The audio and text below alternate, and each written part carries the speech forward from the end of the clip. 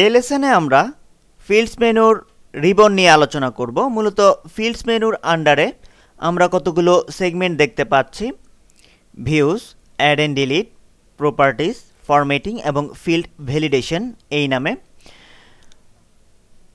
তো প্রথমেই আমরা ভিউজ এই সেগমেন্টটি নিয়ে আলোচনা করছি। আমরা ভিউজ সেগমেন্টের আন্ডারে আমরা ভিউজ সেগমেন্টের আন্ডারে একটি আইকন দেখতে পাচ্ছি, ভিউ, এই আইকনটি। আমরা এই আইকনটিতে ক্লিক করছি। এই আইকনটিতে ক্লিক করলে আমরা মূলত চারটি অপশন দেখতে পাচ্ছি: data sheet view, pivot table view, pivot chart view এবং ডিজাইন ভিউ এই নামে। আমরা ডিজাইন ভিউ এই আইকনটিতে ক্লিক করছি। মূলত আমরা একটি ইন্টারফেস এখন দেখতে পাচ্ছি। তো এই ইন্টারফেসের মাধ্যমে, অর্থাৎ এখান থেকে আমরা খুব সহজেই কোনো ফিল্ড এখানে তৈরি করতে পারবো, কোনো নতুন ফিল্ড আমাদের ইচ্ছে মতো, অথবা এখানে তৈরিকৃত কোনো ফিল্ডকে আমরা খুব সহজেই এখান থেকে ডিলিট করতে পারবো। তো প্রথমে আমরা এখানে কোনো একটি ফিল্ড অ্যাড করতে চাচ্ছি। তা আমরা এখানে একটি ফিল্ড নেম দেব। আমরা এখানে সাপোজ দিয়ে দিচ্ছি কান্ট্রি।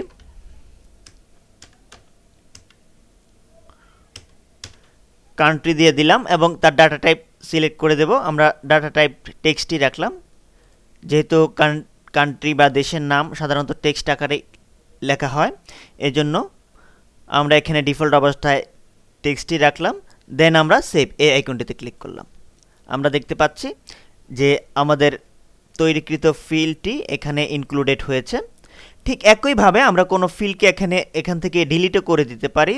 তো সেজন্য আমাদের প্রথমে ফিল্ডটিকে সিলেক্ট করে নিতে হবে। সিলেক্ট করে দেন আমরা ডিলিট রোজ এই আইকনটিতে যদি ক্লিক করি তাহলে আমরা একটি মেসেজ দেখতে পাবো। দেন সেখান থেকে ইয়েস এই বাটনটিতে ক্লিক করলে আমরা দেখতে পাবো যে ফিল্ডটি ডিলিট হয়ে গিয়েছে।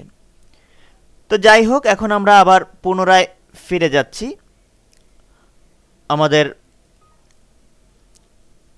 এখানে আমরা একটি মেসেজ দেখতে পাচ্ছি, you must first save the table, do you want to save the table now? Yes, আমরা টেবিলটি সেভ করতে চাচ্ছি এই অবস্থায়।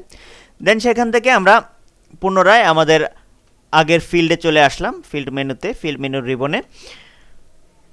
তো এখানে আমরা আরও বেশ কিছু অপশন দেখতে পাচ্ছি। অ্যাড এন্ড ডিলিট একটি সেগমেন্ট আমরা এখানে দেখতে পাচ্ছি, add and delete segment.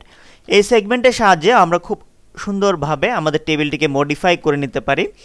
Suppose আমরা এখানে নতুন কোনো ফিল্ড যদি ইনক্লুড করতে চাই, অর্থাৎ নতুন কোনো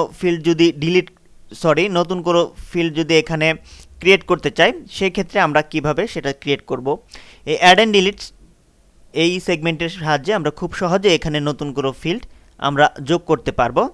তো আমরা যে ফিল্ডের পরে আমরা কোনো সেগমেন্ট তৈরি করতে চাই, সেই ফিল্ডটিকে আমরা প্রথমে সিলেক্ট করব। সিলেক্ট করে দেন মাউসের কার্সর একেবারে সেই ফিল্ডের শেষের দিকে নিয়ে, অর্থাৎ সেই ফিল্ডের ডান দিকে মাউসের কার্সর নিয়ে আমরা চলে যাব অ্যাড এন্ড ডিলিট সেগমেন্টে। সাপোজ আমরা অ্যাড এন্ড ডিলিট এই সেগমেন্টের মাধ্যমে এখন এখানে একটি ফিল্ড ক্রিয়েট করতে চাচ্ছি, সেটা হচ্ছে ডেট এন্ড টাইম। আমরা ডেট এন্ড টাইম এই জাতীয় একটি ফিল্ড এখানে ইনক্লুড করতে চাচ্ছি, তাই আমরা ডেট এন্ড টাইম এই আইকনটিতে ক্লিক করছি। এই আইকনটিতে ক্লিক করার পর আমরা দেখতে পাচ্ছি এখানে আমাদের একটি নতুন ফিল্ড অলরেডি ক্রিয়েট হয়েছে। এখন আমরা এই ফিল্ডের একটি নির্দিষ্ট নাম দেব। তো এই ফিল্ডের আমরা সাপোজ নাম দিয়ে দিচ্ছি ডেট। ডেট দিয়ে দিলাম, তৈরি হয়ে গেল আমাদের নতুন একটি ফিল্ড। আমরা এখান থেকে আমাদের ইচ্ছে মতো এখানে ডেট বসিয়ে দিতে পারি। তো আমরা ঠিক একইভাবে কোনো ফিল্ডকে যদি সিলেক্ট করে আমরা ডিলিট এই আইকনটিতে ক্লিক করি, দেন ইয়েস, আমরা দেখতে পাচ্ছি এই ফিল্ডটি এখান থেকে ডিলিট হয়ে গিয়েছে। অর্থাৎ আমরা ইচ্ছে করলে এখানে কোনো ফিল্ড ইনক্লুডও করতে পারি, আবার কোনো ফিল্ড এখান থেকে ডিলিটও করে দিতে পারি। এখন এখানে প্রপার্টিজ সেগমেন্টের আন্ডারে আমরা একটি অপশন দেখতে পাচ্ছি যে নেম অ্যান্ড ক্যাপশন। অর্থাৎ এই সেগমেন্টের সাহায্যে আমরা কোনো ফিল্ডের ক্যাপশন চেঞ্জ করতে পারি। সাপোজ আমরা অ্যাডভান্স এই সেগমেন্টের ক্যাপশন চেঞ্জ করতে চাই, তা আমরা প্রথমে এই ফিল্ডটিকে সিলেক্ট করে আমরা নেম এন্ড ক্যাপশনে ক্লিক করে আমরা নেম থাকলো এডিভি ঠিকই আমরা ক্যাপশনে দিয়ে দিলাম অ্যাডভান্স লিখে দিলাম, অর্থাৎ এটার মূল নাম থাকলো এডিভি অর্থাৎ অ্যাডভান্স, আর ক্যাপশনে সে ডিসপ্লে করবে অ্যাডভান্স, পুরো স্পেলিংটা এখানে ডিসপ্লে করবে। দেন আমরা ওকে যদি ক্লিক করি তাহলে আমরা দেখতে পাচ্ছি যে এখানে ফিল্ডটি চেঞ্জ হয়ে অ্যাডভান্স ক্যাপশনে রূপান্তরিত হয়েছে। এখন এখানে আরেকটি অপশন আমরা দেখতে পাচ্ছি যে এখানে ডিফল্ট ভ্যালু, আমরা এই আইকনটি ক্লিক করার মাধ্যমে আমরা এখানে কোনো ভ্যালুও ডিফাইন করে দিতে পারি। আমরা এখানে আরও বেশ কিছু অপশন দেখতে পাচ্ছি।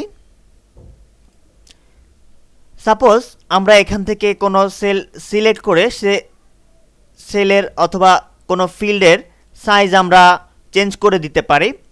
আমরা এখানে দেখতে পাচ্ছি যে ফিল্ড সাইজ, এখান থেকে আমরা ফিল্ড সাইজ ভ্যালু বাড়িয়ে কোনো ফিল্ডের সাইজ আমরা বাড়াতে পারি, আবার কোনো ফিল্ডের সাইজ কমাতেও পারি। তো এখানে ফরম্যাটিং সেগমেন্টের আন্ডারে আমরা আরও কিছু অপশন দেখতে পাচ্ছি। এখানে ফরম্যাটিং সেগমেন্টের বিভিন্ন ভ্যালু চেঞ্জ করে আমরা আমাদের টেবিলটিকে খুব সুন্দর করে মডিফাই করে নিতে পারি। তো এখন আমরা যে সেগমেন্ট নিয়ে আলোচনা করব সেটি হচ্ছে ফিল্ড অ্যান্ড ভ্যালিডেশন, অর্থাৎ ফিল্ড ভ্যালিডেশন সেগমেন্ট নিয়ে আমরা এখন আলোচনা করছি।